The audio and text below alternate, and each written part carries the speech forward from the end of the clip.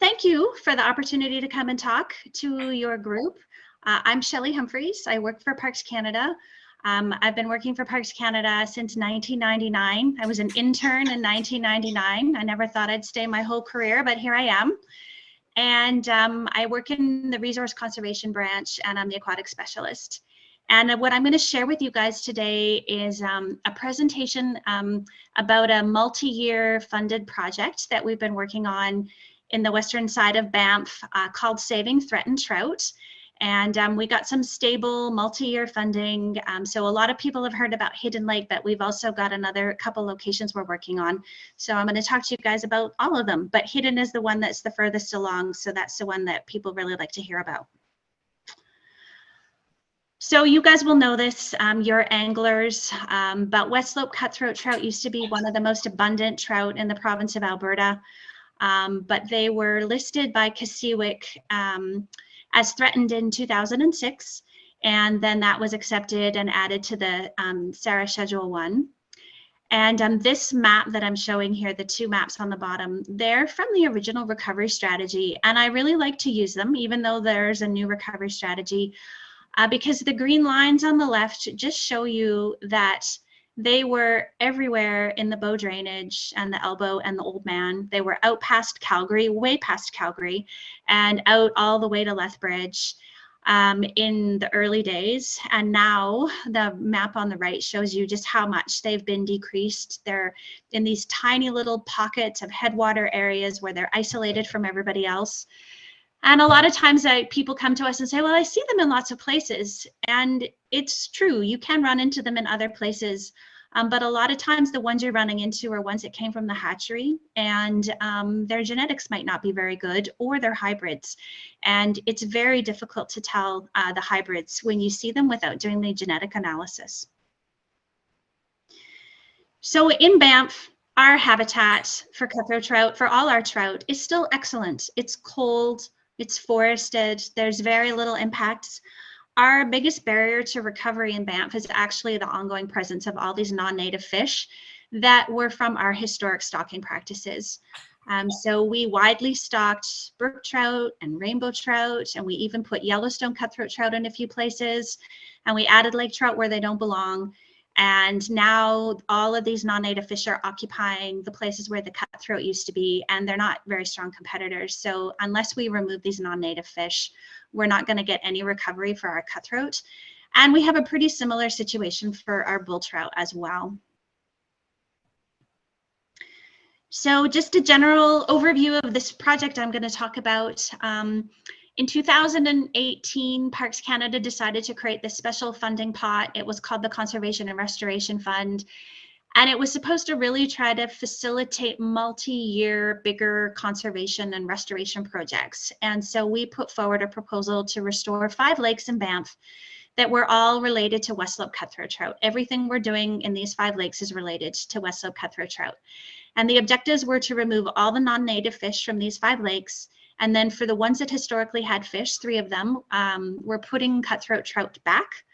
And I am happy to report that we have now completed the removal at all 5 of these lakes. Last year, we started the 5th location, and we're actually starting to return fish into the first lake we started treating, which is Hidden Lake.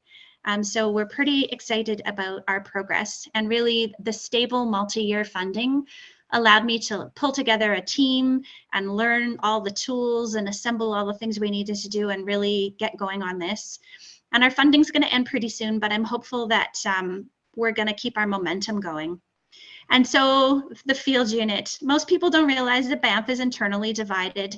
So this map shows Banff, part of it's grayed out, the eastern part. So that's managed by the folks that work out of the Banff town site, the Banff field unit. And then the western half of Banff that goes up north to meet Jasper and Yoho and Kootenay, the green part, that is managed by my team. And then there's another set of folks up in Jasper. So we've got a pretty big area. I always like to feel that mine's the most complicated because I actually have 4 watersheds. I've got the Bow, I've got the North Saskatchewan, and then I've got the Kicking Horse in Yoho, and I've got the Kootenay in Kootenay. So I've got all different sorts of fish assemblages and 2 sets of governments to work with and different municipalities. So it definitely keeps us on our toes. So when we first started this, I think even now, a lot of people think what we're doing is really unique, and it is for Canada. But if you just look south over the border, this is where we got our playbook from. And this is basically what they're doing in the US to recover their trout. They're 15 years ahead of us, and they're starting to have really good success, and they're getting close to downlisting some of their species. And I spend a lot of time talking to our colleagues in Montana, and I've just been copying their homework. So this is basically the rule book. Are you working within historic distribution of your species at risk? Do you have some barriers to work against? Our ecosystem is so fragmented and there's so many non-native fish and disease everywhere that you cannot restore a headwater without it being isolated from the lower system for now. If you've got those features, then you can use rotenone, which I'll talk a bit more about, to remove all the fish from the ecosystem. After you've done it and you think you've done it successfully, you better be sure. And so we've started using environmental DNA to look for minuscule particles of DNA that fish shed and leave behind to make sure we've got them all.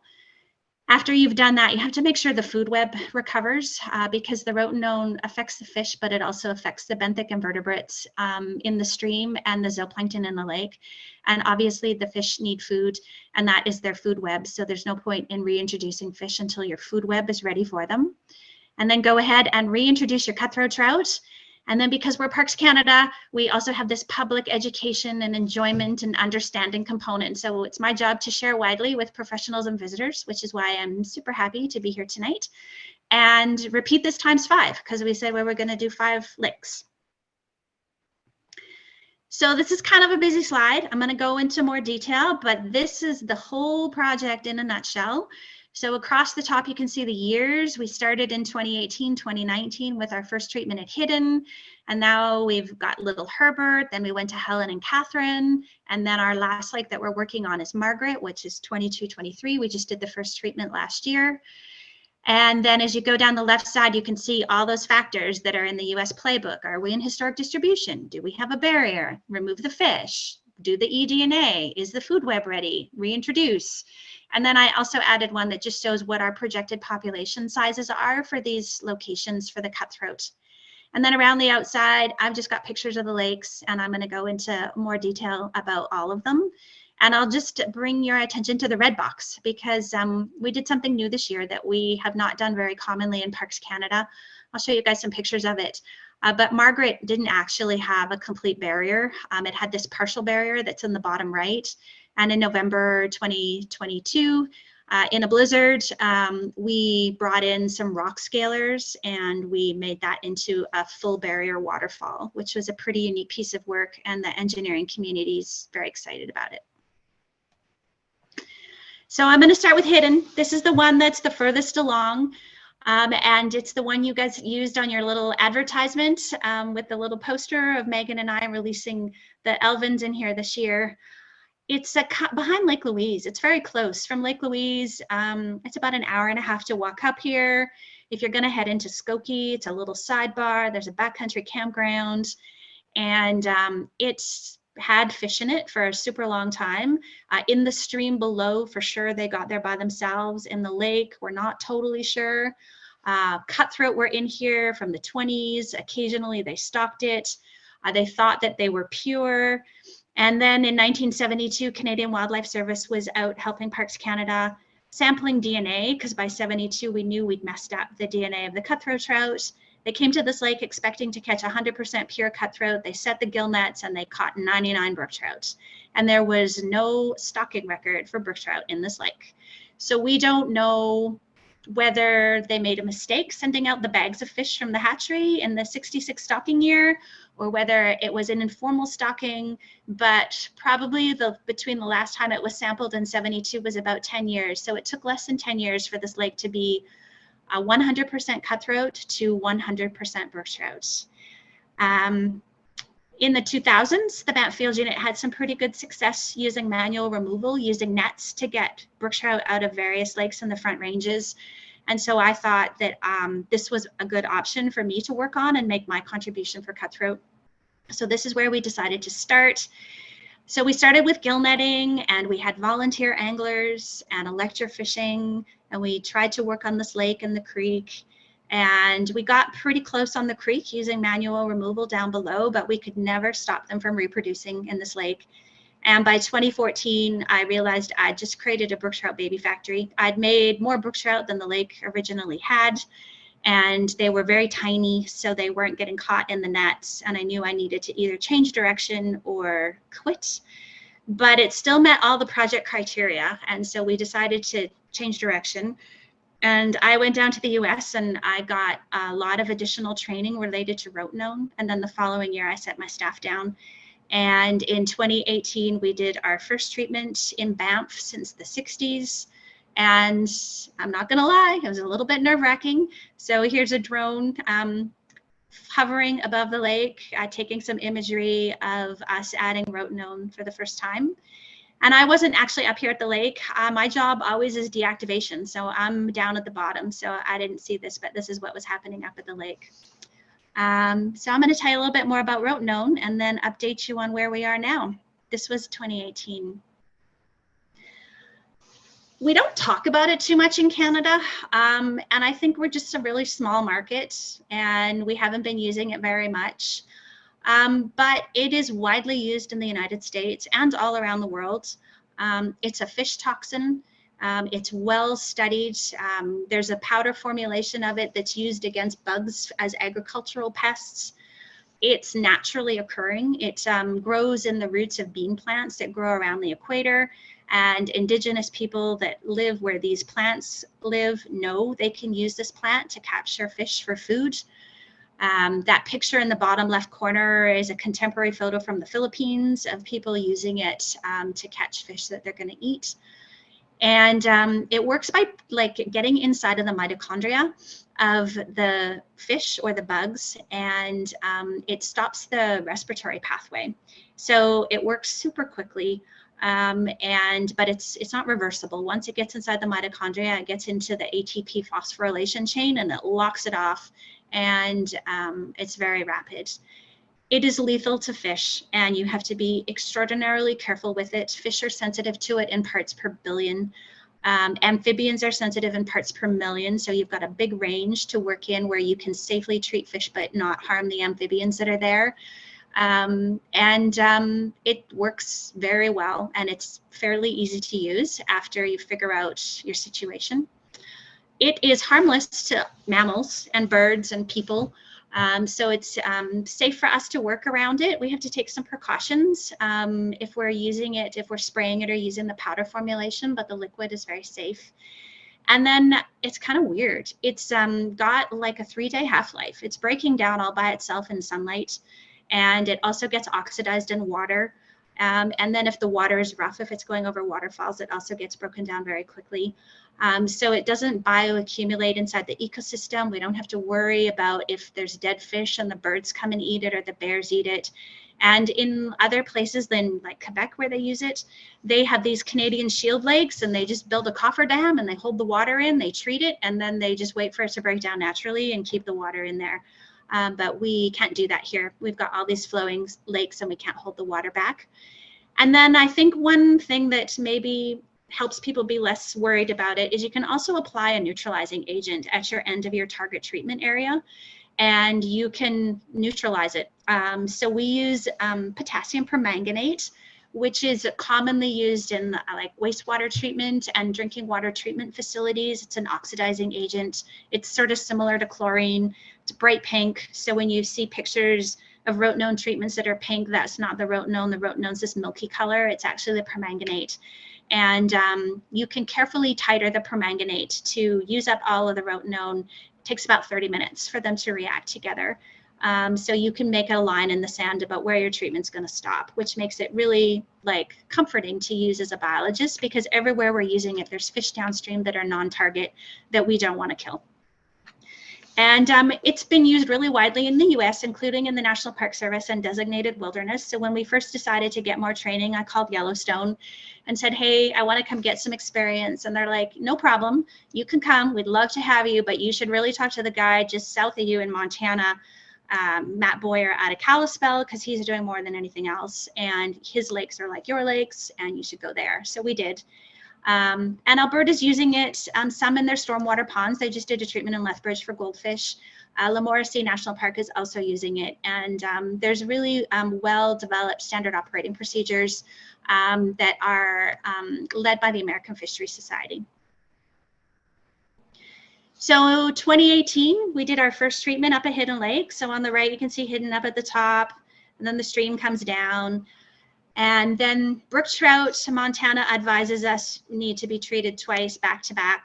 They're very hardy and they don't always synchronize their spawning. So if they have laid eggs already and you treat the rotenone, the eggs are absolutely not susceptible and they just sit in the gravel and they hatch the next year. So we did the treatment also in 2019.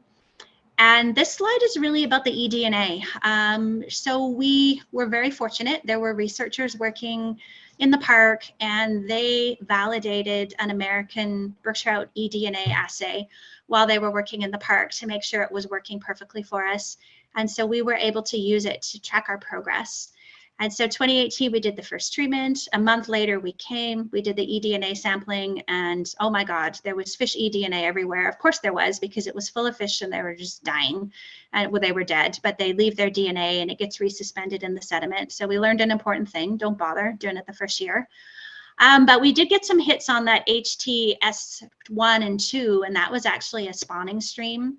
And we were pretty sure that we caught some fish, we collected some, they were spent after the first rotenone treatment, and we think some had spawned already in that area. Then 2019, we did the second treatment. And a month later, we got a few hits in the HTS1 area, and that was probably us killing the fish that had hatched that spring, that had been in the gravel when we did the first treatment. And we also used one brook trout as a sentinel fish up in the lake, and the eDNA protocol is so accurate that it can detect the DNA getting shed from one fish in the lake. 2020, we come back 1 year after not doing anything, and we have a clean bill of health. So we've used the rotenone and we've demonstrated that all the fish, the brook trout, are gone all the way down to a naturally occurring barrier waterfall. And so now we are ready to go on to the next phase. We're ready to start reintroducing cutthroat trout. So the food web, we need our food web to recover. So we started pre-monitoring in the stream, and then we did all this post-monitoring. And I'm just going to show the invertebrate data for the stream, but we also have been monitoring the recovery of the zooplankton and the phytoplankton in the lake. The benthic invertebrates and the phytoplankton and zooplankton get impacted by the rotenone. There's no doubt. They don't go back to zero, but they definitely are highly impacted. And as you come out of Hidden Lake, the concentration is the highest with the rotenone, and then it's coming down through the ecosystem and it's getting naturally broken down all by itself down to the bottom. And there's a few interesting points in the data here. The green boxes are 2017. That was before we did the first rotenone treatment, and our ecosystem benthic invertebrate community was within reference. We've got a good model that we used for it. Then we did the first treatment in 2018. You can see right at the lake where it gets the highest concentration, the bugs are immediately and massively impacted. But then as you come down the ecosystem, it goes to green. It's a little divergent, and then and at deactivation, there was no impact the first year. And then Temple Lodge is way outside, but we continue to monitor it as our control. Do the second treatment, 2019, hits the bugs even harder. We can see the impacts further downstream. And then 1 year without doing anything, they are completely back within reference. So our mayflies, stoneflies, and caddisflies, we've got enough there to be comfortable putting fish in, knowing they're going to have something to eat. So where do we get the fish? This is the hard part, or tricky part that I think a lot of people are impatient for us to get going, and why is it taking so long? And we can't just go to the hatchery and buy fish. The fish that are in the hatcheries are fine for recreation purposes, but they're not allowing us to do genetic level recovery of a species at risk. They're cookie cutters of each other, and they've been bottlenecked twice. The population that's in the Alberta hatchery, they originally came from Banff, and they have super low heterozygosity. And we know from work in the States that your best options are your nearest neighbors, and you need to optimize your heterozygosity. So we spent time all around hidden, looking at the last best locations of cutthroat that we had left. And we've been working with the University of Montana geneticists to help us understand who our best donors, our best donor options are. And I'm not sure if you guys can see if you get a little cursor, but this is Outlet Creek, which is one creek to the east. This is Fish Lakes. It's in the next valley. This is the downstream of Fish Lakes, the Pipestone River, and then this is Skokie, which is just over the pass. All of them are pure. We've tested them, but these guys with the tiny circles, they have really low heterozygosity. So Fish Lakes was our best option, and then we're going to follow up with Outlet. And so Fish Lakes was chosen as our donor lake. So we've decided where we're going to go. We know who's got the best genetics. Next, we have to test them for disease. There's a bunch of common parasites, viruses, and bacteria that we need to test for. So we go ahead and we do that. And then we've got the clean bill of health for that. And then we have to decide how we're going to do it. There's a bunch of ways you can do it. You can just go catch fish and stick them in a helicopter and move them, and that totally works. And as long as your donor population can take it, that's totally reasonable to do that. But we did not do that. You can also take some to the hatchery and create a hatchery line, which Alberta is working on, which is also used heavily in Montana, and that totally works, but Parks Canada doesn't have a hatchery. And so what we decided to do was the remote streamside incubation. It's the one that's the lightest on your donor population because you leave the adults, you just take their gametes, but we had to learn how to do it. So I said I'd talk about RSI. So here's the RSI slide. In 2020, the guys from the Allison Creek Hatchery came to Banff and helped us. And we did a pilot gamete collection and remote streamside incubation. So we went to Outlet Creek, which is one of the nearest neighbors. That's where we practiced. It's close to the office and it's pure and it's perfect. And they came and they oversaw us gathering the gametes, and it's super hard. You know, you've kind of got a couple good days where the fish are really ready to release their eggs. You can hold them, but sometimes when you hold them in the bins, they tighten up, and you need the right number of pairs and all that minimum viable population stuff. So you're out there collecting, but when the females are ready, you give them some anesthetic and you take their eggs out and put them in bowls and then recover them and let them go. And then with the males, you remove the milt into a syringe. So you suck it up into a little syringe, and then you decide who you're going to cross with who, and you mix up the milt into the bowls with some saline to activate it. And then they fertilize, and then they need to sit for a couple hours to harden before you can transport them. So you put them in a thermos in the creek and wait for them to harden. And then after you've done that, you've got 48 hours to get them to the hatchery. And so the Allison hatchery kept our eggs for us. They've got like a mobile quarantine incubation trailer. And we did that the first week with them, and then the second week we're like, we're biologists, we can do this ourselves. And so we went over to Lake O'Hara, also close to the office, and we practiced, and we did it at Lake O'Hara as well without the hatchery guys, and we did just fine. So we figured it all out, so that was good.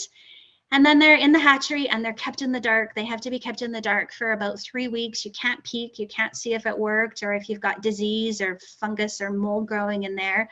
But after they've gotten a certain number of thermal units, you can expose them to the light and you can see how you did. And they have these little eyes. It's called the eyed stage, and that's what that orange hand in the middle with the little container is, just showing the eyed eggs. And after the eggs are eyed, they're super sturdy. They don't even need to be kept wet. They just need to be kept cold. And so you run down to the hatchery and you pick them up, and they put them in these little containers and coolers, and then you can take them to where you're going to release them. So the up on the left, it's just showing you what it looks like inside the incubation trailer. Those are all the trays. Parks Canada subsequently bought one. We realized after driving down to Allison Hatchery every couple of weeks, many times in 2020 and 2021, that we could recap our own unit in 3 years. So we've got our own now, which is handy. And as you're getting close to the time where your eggs are going to be ready, you can go out into your streams and you set up this bucket system that our friends in the US figured out with common hardware supplies. So the picture in the bottom is my staff setting up Hidden Creek.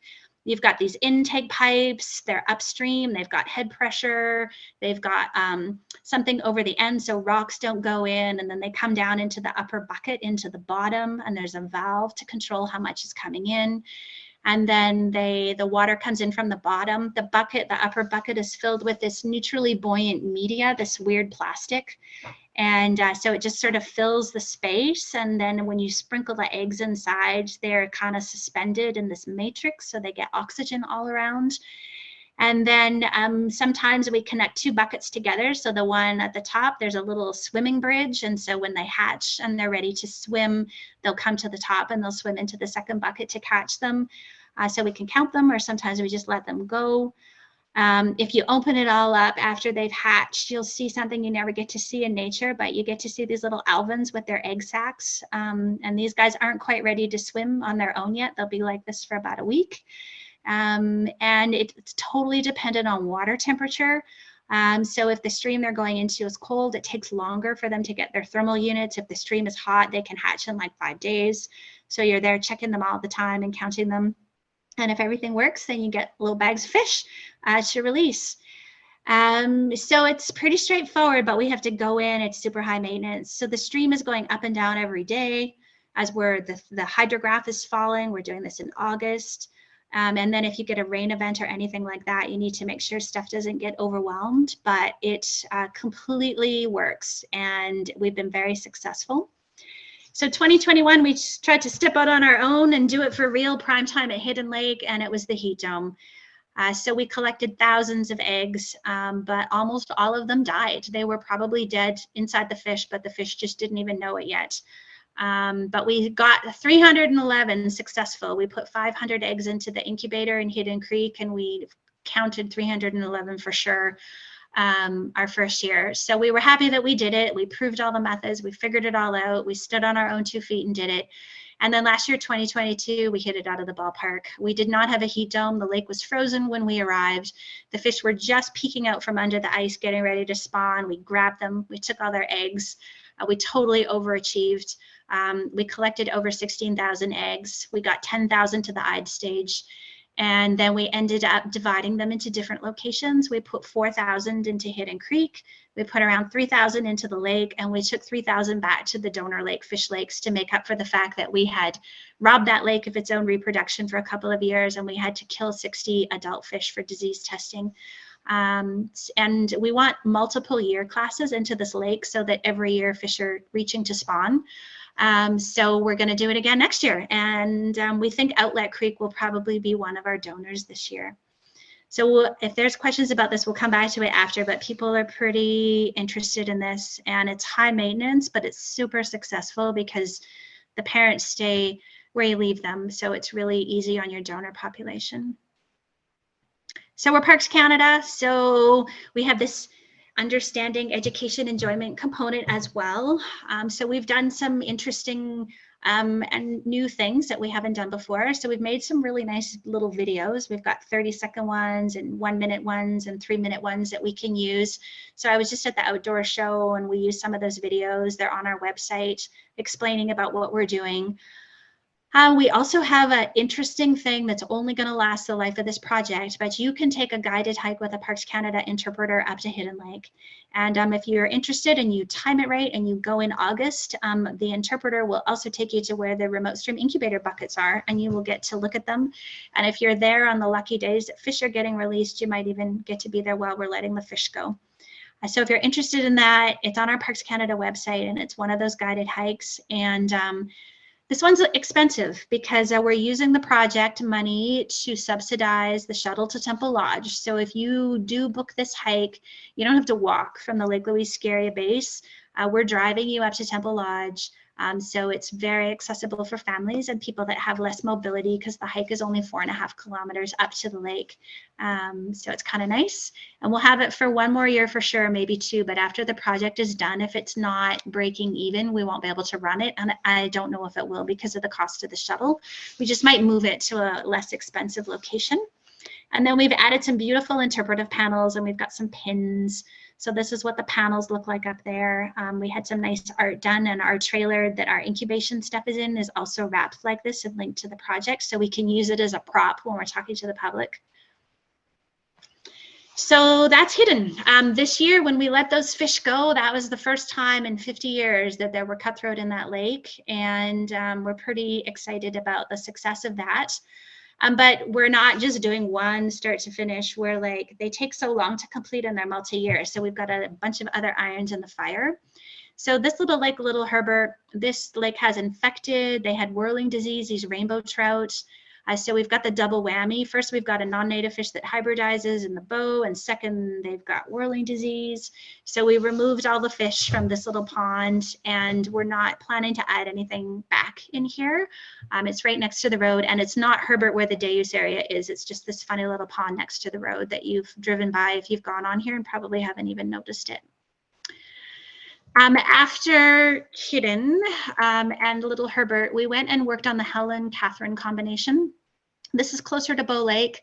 The Helen Creek outlet from these comes into a part of the Bow River that's critical habitat where we've got pure Westslope cutthroat trout.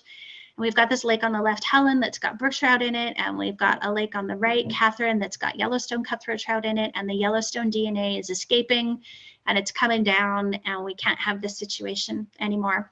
So we treated these two lakes, and Helen on the brook trout side, where we've got a validated eDNA assay. We've tested it. We've got all the brook trout. There's no brook trout left.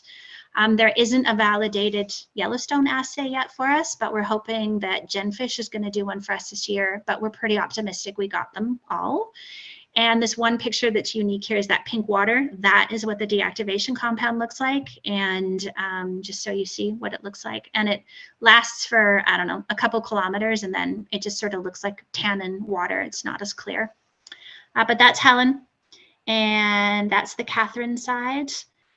So neither of these lakes historically had fish. So right now we're not planning to put fish back in the lake, but the two of them come together and have a beautiful tributary stream in a long valley. And that's where we're going to be putting fish next into Helen Creek. And then the last one that we worked on is this one, Margaret. And this one has been challenging. We saved it to last for a good reason. It's the most remote. I'm sure almost nobody's been here. To get here, you got to go up 93 North, and then you got to hike down to Hector, and you got to ford the Bow, and then you either have to ford the Bow again to walk along the edge of Hector to get here, or you need to have a boat and you need to paddle down Hector. But Margaret is this in this bottom picture, that's this panorama with the three lakes. It's the dark blue one, and Hector is the one down below it. Why did we choose this one? We chose it for a bunch of reasons, but first there is very compelling evidence from the Vic 1913 travel journals that this lake was full of cutthroat trout. So that's a good reason. The brook trout completely took it over, so it just had brook trout in it. And it's kind of tucked out of the way, but we had to do a lot of logistic things that we hadn't done before. This one's all in the trees, so we had to make some places for our helicopter to land. And we had to look really carefully at the linkages between these lakes. So this lake up above, Turquoise, also has fish, but they're not getting out. It goes underground twice, so they're stuck in there unless the glacier collapses and has a big splash. We're good. But we had to confirm that. And then we had to look at this barrier. So there's this partial waterfall barrier in the picture. And I had researchers in here pit tagging fish and doing stock assessments. And we had about a 1% movement of fish from Hector up into Margaret every year. And unfortunately in Hector, there's a bunch of non-native fish. So this one is the most interesting for us. We left it to last because it had a bunch of things we needed to learn and do that we didn't need to for the other lakes. So I'm sure none of you have seen this lake. I could be wrong, but it's kind of challenging to get to. If you want to get here, you've got to leave Lake Louise and head north on Highway 93 and park at the trailhead for Hector that doesn't have a sign. And then you got to walk down to Hector Lake. And before you get to Hector Lake, you got to ford the Bow. And then you have to ford the Bow again if you're going to walk to Margaret, or you got to have a boat and paddle the length, half the length of Hector, and then cross over. This picture in the bottom is showing turquoise above the mall on the left, and then Margaret is the dark blue one in the middle, and then Hector is the milky one in the furthest out.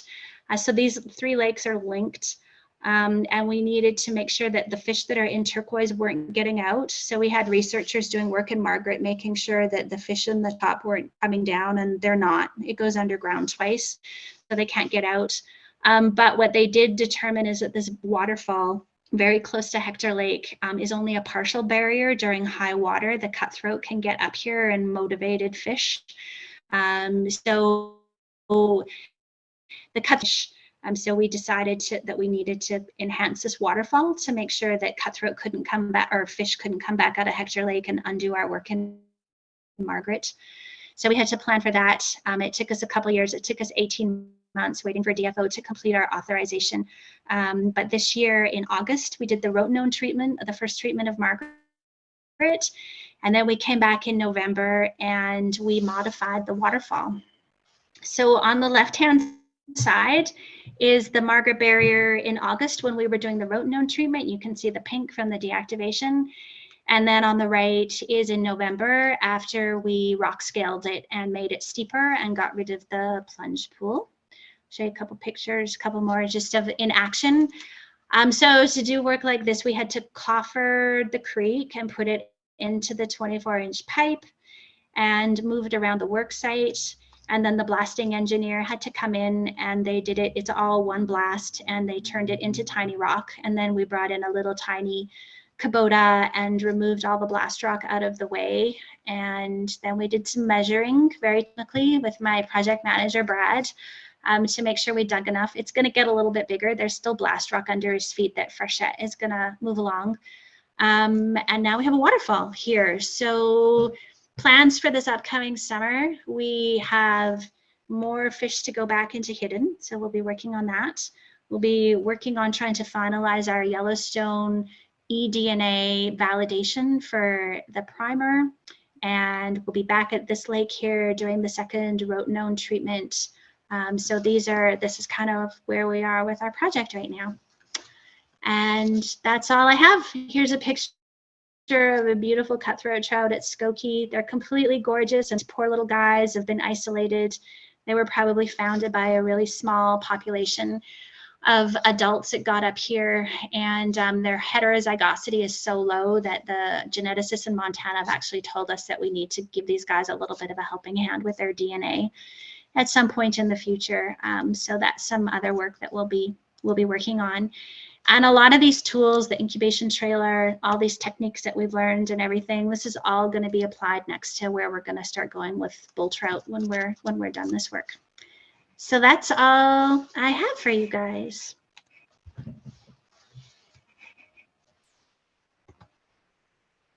That was amazing. That was a really good talk. Thank you very much.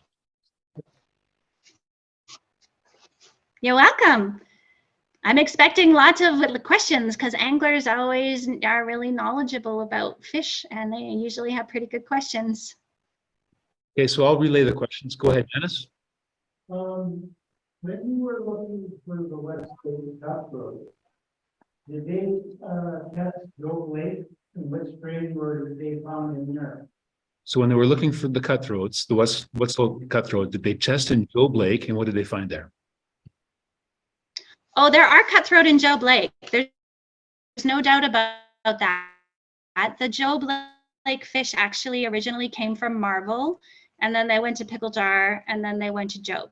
So there's cutthroat there, and the hatchery actively uses them for their broodstock take. It's just that they have really low Banff historically that's below Bow Falls. So for right now, in the upper bow above Bow Falls, I'm trying to keep my DNA up there, and I'm trying to like replicate the best of what would have been in the upper bow.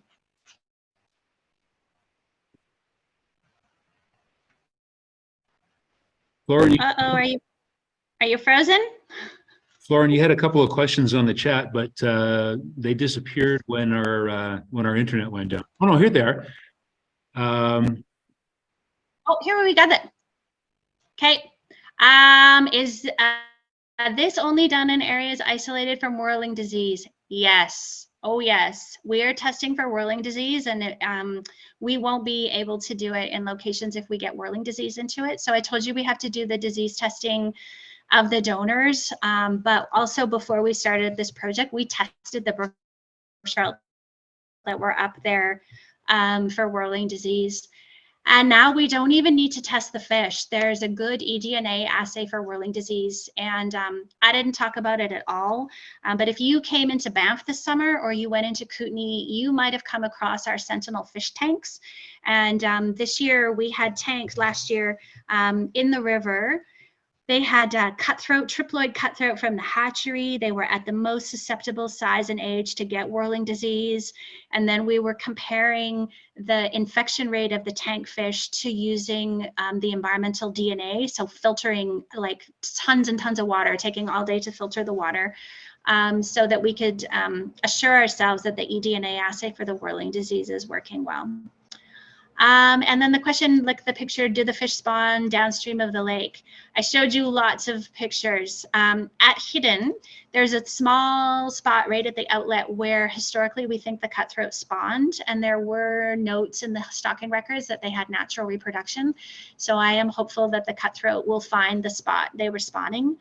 So for sure, yes. And in Margaret, there's a big, beautiful spawning area right at the outlet of the lake, and they've got about 2 kilometers of stream until down to Hector Lake with some nice pools with tailouts and stuff that are also probably appropriate. And then in Helen Creek, the cutthroat spawn there, we know they do. The problem with them is that they were hybrids between Yellowstones and Westslope cutthroat trout. So we're hoping that now that the Yellowstone is out of that system, when we put the cutthroat in, they'll just find their spots. But if you walk along there, there's lots of great stream spawning. Yeah. So just to clarify, they do spawn in portion of the outlet lake, which is kind of beginning to move, like water that's just beginning to move, basically. And in the other case, they do go downstream to spawn in the outlet creek itself. Oh, okay. Yeah, that was my question. Thank you. No problem. So Shelley, I think it was in 2022, you had roughly 10,000 eggs that you were able to use. How many donors was that? Yep. 50. I think we went for 50. So at Fish Lakes where we took them, I think we had 50 females and I don't know how many males, more than that. It was easy to get the males. And then we did all kinds of crosses because you could take the milk from a male and you could cross him with multiple females. I didn't actually go up for the spawning. There wasn't enough space on the helicopter, and so we sent the hatchery guys instead to help my team because they know more stuff about this than I do. Yeah. And so we're responsible now for this population's genetic trajectory. So we're going to put in a couple more years. So outlet, like 1 more year for sure, maybe 2. And then we want them to start spawning by themselves. And then we'll come in and look at the heterozygosity. And then if we need to add anything, we will. And our colleagues in Montana that focus on this just published a paper, and they demonstrated that even moving 5 adult fish per decade into a system can do wonders for the heterozygosity. And they've been able to demonstrate that as the heterozygosity goes up, the individual output of the female fish is better. So you get more fish when they're approaching a more natural heterozygosity in their genetics. So now that we're isolating them, we will be responsible, but we kind of have been anyways, because that's all that's left. We don't really have any free roaming populations except for the upper bow for a little section. All the ones that are left that are any good are above a waterfall. So we just haven't been minding them very carefully until now, but now we will. Bill, is there a difference between East Slope and West Slope cutthroat? Westslope cutthroat is the official name. East Slope cutthroat maybe is what people refer to if they're catching them on the East Slopes, but they are Westslope cutthroat trout. which is our subspecies, differentiating them from coastal, which we also have in Canada. And then as you go down into the US, there's many other subspecies, and it is a bit confusing because they're on both sides of the divide. So it isn't a very good delineation. On the BC side, they're called Westslopes, and on the Alberta side and in Montana, they have them on both sides of the Continental Divide, and they're still Westslope cutthroat trout. Thank you. Did that answer your question? Yes, it did. Yes, thank you. It strikes Do me. you have any clue why it's called Westslope Cutthroat? What's the origin of the name? I don't know why they did it. It's a very old name. I think Lewis and Clark referred to them as Westslope cutthroat trout. So it goes back pretty far. And I don't, maybe that's just where they found them and they thought that they were just in that one spot. I'm not sure why they're called that. But as you go down into the US, you run into a whole bunch of subspecies and they go all the way into Mexico. So as you keep going down into the Sierras in Mexico, they also have them. And, you know, they're in trouble everywhere, and it's all kind of for the same reason. If they just don't compete very well when you put brook trout in. And if you put in things like rainbows or Yellowstones and they're hybridized, the hybrids of cutthroat trout have less vigor, which doesn't always happen. A lot of times if you mix two dogs or whatever, two species, you get this hybrid vigor. You don't get it with the Westslope cutthroat trout. They actually have less vigor. So we've first decreased their ability to reproduce by making hybrids. And then second, we've introduced a super competitor and they just cannot hold their own really hardly anywhere. It's very uncommon to find brook trout and cutthroat existing in a really stable situation. I can really only think of one that I have in Banff. Everywhere else we have it. As soon as the brook trout get in, it takes time, but eventually they just completely take over.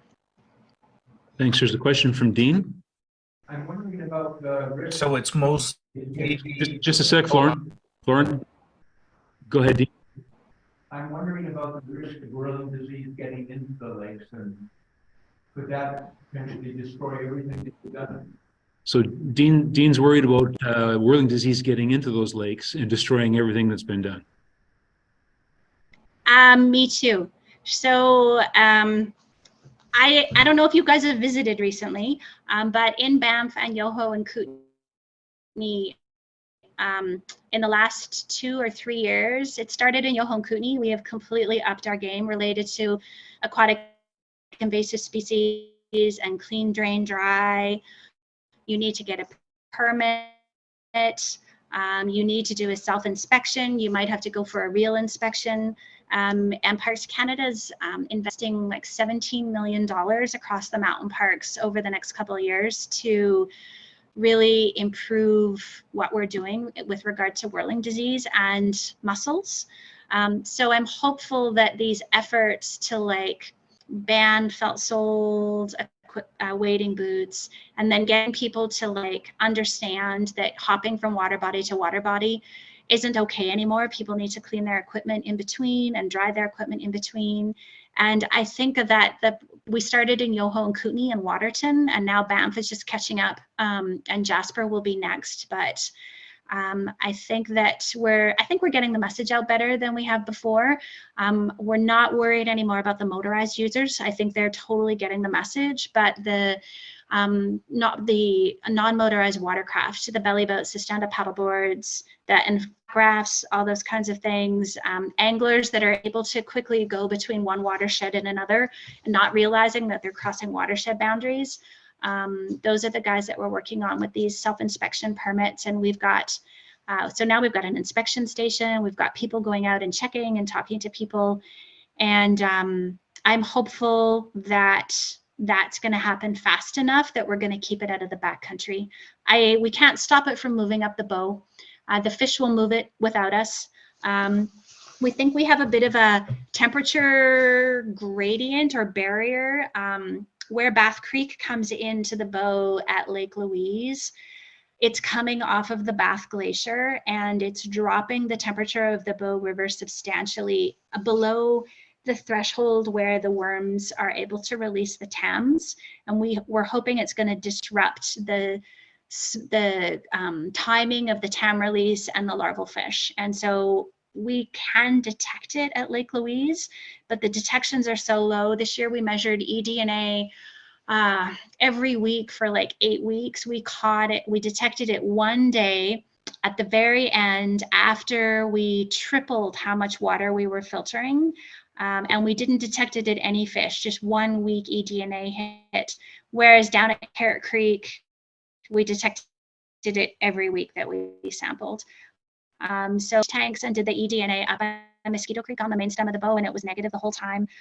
We've got a tank in Kootenay where we're monitoring the fish, and they've been negative. So hopefully we're gonna stop it from spreading into Yoho and Kootenay and try to keep it out of the backcountry. Yeah, and so in some ways for a long time, I was really like, we spent a lot of time in the early part of my career worrying about connectivity and culverts, and now I'm like, you know, some of these are strategic and they're going to keep disease out and they're going to keep non-native fish out. And now that we know in the sand, and so I won't let highways remove them like just anytime they have money. Every single one is on a case-by-case basis. They cannot allow non-native fish up and important populations. And if we think it's a location we can restore, we're getting them to leave them. So my thinking about it has changed as whirling disease has arrived, and we've put rotenone into our toolbox. So we're definitely not going to get rid of every single one right now. I've read recently in the States there was some resistance to the use of rotenone. I'm wondering if you're anticipating some of that. And then I think I saw chatter on a website last year about this project, about just in principle killing the fish. So have you had any resistance from the public or other areas of anglers about the overall project? Did you hear the question, Shelley? No, I couldn't quite hear it all. It was cutting in and out. Can you rephrase it for me? Sure. So two-part question. The first part was there's some jurisdictions in the States that are having some pushback to the rotenone. So he was wondering about that. And the second part, Some online chat project like eliminating fish. okay. So there's some folks that are active on some of the chat groups and so on that are concerned about the elimination of fish from in the parks. Let's do the first one first. We've worked closely with our colleagues in Montana, and they've told us that every single project they've ever worked on has been challenged in court. It's just kind of how the Americans are. They've ended up in lots of litigations. Very few, though, have never not gone ahead eventually. So one that I saw detailed really carefully at a meeting recently was Cherry Creek, which is the most successful project that Montana has had, and it started on the Ted Turner Ranch, and it's a couple hundred stream kilometers and some lakes. I think they had 6 years of protests and court case, and if we can't have this tool in the toolbox, we're not going to save these fish. And eventually Cherry Creek went ahead. I think sometimes maybe people are worried because they don't understand about that we can use it and we can use it safely and we can end it, and that we're using it for threatened and endangered species or places where people have introduced really bad non-native fish. Lots of times people are like, well, what about my dog? Or stuff like that. And it's very safe. Like your dog can, even though we close the locations and there's like a 72-hour time period where you're not supposed to go into the water, it's on the label like every pesticide. It doesn't matter. If your dog went and drank from that stormwater pond and got away from you, it would be totally fine. You cannot get sick from rotenone by drinking it. It goes into your stomach and it gets completely broken down. It's just lethal if it gets into your blood. And that is the thing about mammals. It's really hard to get right into our blood, but with fish, it's super easy because it goes right through the gills, right into the blood. Whereas with us, it's pretty difficult. So we have not had any public concern about the roten-known stuff yet.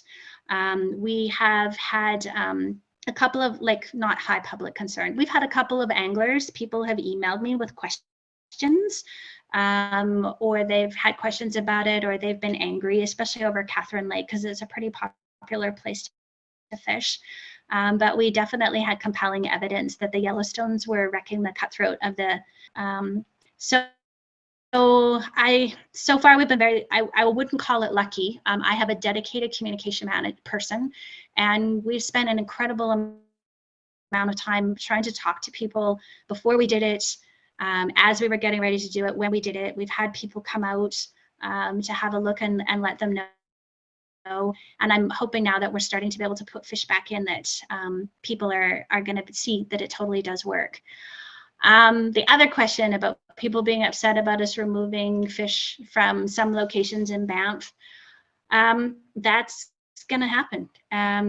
We'll never remove them all. Like, so anybody who thinks that we're going to, like, you know, make every historically fishless lake back to fishless, that's not going to happen. But we're a national park. We have a legal obligation to protect these species at risk. And all the locations that we're looking at right now are really specifically tied to places that we can make conservation benefits for this fish. And we have a legal obligation to keep the fish that belong in Banff in Banff. And, you know, so, like, a lot of people who don't angle, or I think a lot of people think fish are totally interchangeable. They're not. The role that cutthroat play in the ecosystem is completely different than brook trout. Brook trout in the ecosystem in a lake is not filling that ecological niche that adapted, evolved fish does. So cutthroat come out to spawn in the spring. They're stupid. You can catch them in your bare hands if you go to the right place, which means the osprey and the bears and wolves are able to get them. I see places in Kootenay where the wolves are totally queuing in on where they are. You can see the tracks in the mud. They're going for it. I've seen osprey flay fish in the spring. So they're there feeding the ecosystem. They're there when the birds are there. The brook trout obviously are not doing that. And the brook trout are often shoal spawning or under the ice or late in the season after the bears have hibernated and all of the birds of prey are gone. So they're totally breaking this energy transfer that belongs there.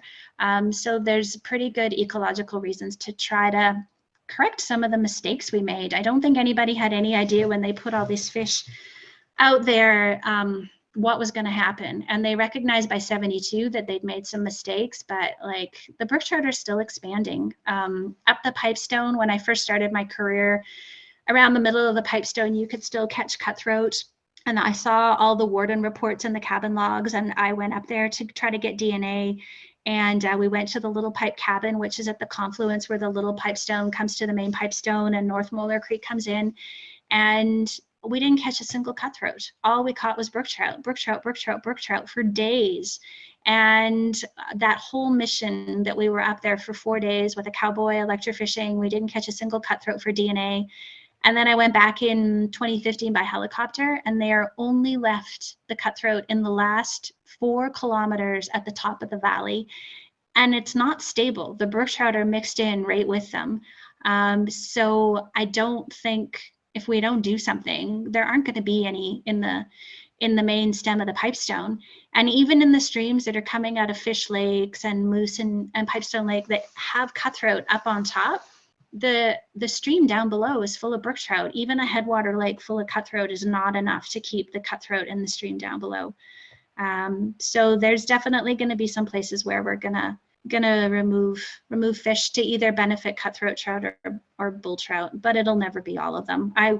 We've had to struggle for the money that we've got, and we can kind of do about 1 to 2 a year. So it's not going to happen in our lifetime. I'm going to retire soon, and my staff will have some more work to do after. Yeah. Let's see, we have another question, and this is a chat question about where do you get the permit for the inspections, and these lakes are being refurbished, will they be off limits? Question 1, where do you get your permit? So in Banff, if you come into Banff, you can get a permit at the inspection station at Lake Minnewanka, or the manned inspection station that is at the Lake Louise overflow, where we used to have the intercept parking, and those are manned stations where people will do them. But we have also put permit stations for people to do self-inspection at almost every trailhead that is leading to or a lakeshore location or something like that. And we are expecting the public, like we're trusting them, to go through the self-inspection. And if their equipment hasn't been cleaned, drained, and dried, or if it's coming out of a high-risk water body, we don't want them to launch or use their equipment. The wardens check on them. I think they charged a couple people last year. But we also know a lot of people are just going by. It's not the anglers. I was up at Ptarmigan Lake this summer in August. I did a little patrol up there, and there were tons of people fishing Ptarmigan Lake. Every single angler I talked to knew all about it, had their permit. So they could have been lying, but they had the permit, they were there. I think right now, the one group we're kind of missing is the people that are with all the stand-up paddleboards and stuff. I don't think they think these stations are for them. So we're going to have to enhance our communication around that. And, you know, this has been a little bit of a struggle for us. As we've looked down to the United States, I'm a very impatient person. I looked down there, I was like, oh, they've got mandatory inspections everywhere. There's a fee at Yellowstone to get your boat inspected. Like, let's just do this.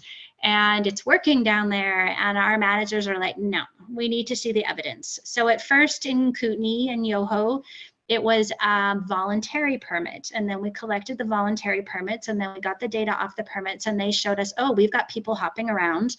Let's make the permits mandatory. So we made them mandatory. And then we started to roll it out in Banff, and now we're doing that. And now we're starting to look at the non-compliance data and projecting like what our risk is. And so I think we'll probably go to something maybe mandatory or more like what Yellowstone is doing, but we still need to generate the data. So that was the permit question. Are we going to let the lakes rest for a certain amount of time to let the fish settle in? Right now, if you wanted to go fish hidden, you could. We never closed it, even during the whole entire time. It doesn't have an area closure on it. And we haven't really talked about what we're gonna do about it, but they're like this big. They're just fry. So I don't think it's going to be of interest. And all these locations are kind of like, they don't get that much angler pressure, so I'm not worried about them. If we start looking at locations that are closer to the front country, we might need to do that. But it's not our intent to leave them closed permanently. We would like to open them.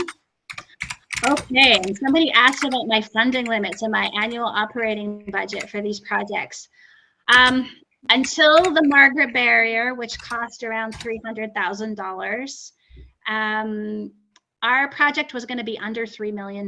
So 5 lakes restored for under $3 million. It's going to be like 3.3 million now. Doesn't seem like a lot of money to me compared to how much money. I'm super optimistic about the fish compared to some other species like swifts. Like, we don't even know why they're in trouble. Like, and whatever's happening to them might be when they migrate south, and caribou, which are like, just are going to need so much money. We understand fish husbandry pretty well. Like, people have been moving fish and can get a lot of fish in a helicopter compared to caribou. So I'm pretty optimistic about it. And yeah, that's my budget. So we're spending a few $100,000 a year. I've got a project manager. I've got a couple of junior biologists, the rote known, the helicopter. It's kind of what it is. And hopefully we'll continue to get funded. And hopefully people will agree that $3 million doesn't seem that much to restore like 4 self-sustaining populations of cutthroat. And some of that stuff is capital equipment, like the trailer and stuff. We'll be able to use it for decades and share it with Banff and Jasper. So I think it's a good use of our money. Are we going to move the permits online? I think eventually they will. We just I'm going to mute Florin, and I muted Shelley by mistake. There, I unmuted myself. My apologies. This was me typing. I didn't realize I had the mic on. Oh, I'm sorry. No problem. I hope we'll get to an online permit. We're just we're the federal government and we're really slow and we're not very techy. So it's been our objective to do it. It has to do with the issues of the numbering and having them get issued in different places, and it's foolishness. It's nothing I want to bore you guys about, but it's definitely something we'd like to see. Because you could also gather a lot of data, I think, that way, because you can put whatever you want with the, when I get my fishing permit, you can say, well, before you can get your permit, you have to answer these things, you have to do this and jump through a bunch of hoops. And I might be very happy to do that because it's so much more convenient, We definitely want to try to get there for sure. It's just been hard, slow, and because we keep changing the permit. Because first it was Yoho Kootenai Waterston, because so I'm in charge of Yoho and Kootenai, and there's only 3 ways for like people to cross from Alberta to British Columbia, and I did not want to be the gateway park, and it's going to be devastating to salmon if it comes into British Columbia. If it comes in through Jasper, it's going to go into the Fraser, or not the Fraser, it's going to go into the, I guess it is the Fraser, where we still have salmon, and it's going to be devastating. So I was very concerned about Yoho and Kootenai, and so we didn't want to transfer it into BC, and so that's why we started. Whereas the guys in Banff are like, well, we already have whirling disease in Banff, and I'm like, yeah, but it's only in one part of Banff, and we need to slow it down, and we don't want it coming into Yoho or Kootenai. So it's been work. So now the permits are mandatory, and they're not voluntary anymore, but you can still get a self-inspection, and eventually we will probably be more like Yellowstone, where you have to get inspected by a real person. So we'll see where we get with that, and see how much compliance. If people are compliant, we only want to work as hard as we need to, and if they're doing what we're asking them to do and modifying their behavior, will it affect them? Yes. Brook trout. So the water's going to warm up for sure. The modeling for Banff, for our part of Banff, shows that we're going to have some of the best cold water left in the province. Banff, Yoho, Kootenai, and Jasper have got a bunch of glaciers right on the divide there, and they make a huge, huge difference. The year of the heat dome, we are at Fish Lake. The lake itself does not have a glacier. The surface temperature of the water of the lake was 17 degrees at 8,000 feet. Right next door to it is the water that's coming out of the basin. When you come through the col and you hike down, that basin is glaciated 9. It was totally normal. It was blasting because the heat was making the glacier melt really fast, but the temperature was totally normal. Those 311 fish that made it, they're probably eggs that we took out of the creek. We took them out of both the creek and the lake. They look completely different. The ones that came out of the lake were dark and large, and they didn't look very good out of the fish out of the lake. The ones that came out of the creek were small. The fish were small, but they were totally normal looking, different color, much smaller, looked healthy, shiny. So you can just see side by side the difference it's going to make. We're definitely looking at locations where it's going to be cold for a long time. And will the brookies benefit from the warmer water? Absolutely. They are much more tolerant than the cutthroat trout are of warmer water. So they will definitely have an advantage if they're there. Having said that, if the cutthroat, they can handle the water pretty warm. Anybody who's gone down the cutthroat are there and they're fine, and it's way hotter than here, but they're also by themselves. Parts of Montana, they didn't put any brook trout. It's they were really smart. I don't think they were smart about it, but they didn't do it. So it's a bad problem on one side of Montana, but not the other. And they've got whole watersheds that are brook trout free. So they're just dealing with the hybridization issue, but not the brook trout issue. So I think we have to try, and I think Banff is a good place to do these projects because I think it's going to be cold. But the province of Alberta's got some nice mountainous glaciers. Does the North Saskatchewan have cuts in the upper reaches? Yes, it does. And they don't belong there, but they are there. So we stock them into Watchman Lake. And if you go kind of in the Castle Guard or the Watchman Lake area, you will run into them in that section, and then they definitely are occasionally in the lower part, but they're not like outside of Watchman Lake and the Castle Guard. They're not super abundant. So we don't have them too many places in the North Saskatchewan.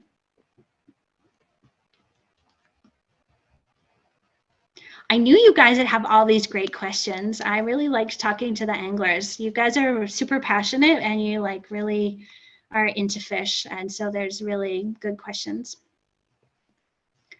We're having some internet difficulty here in the hall that we're in.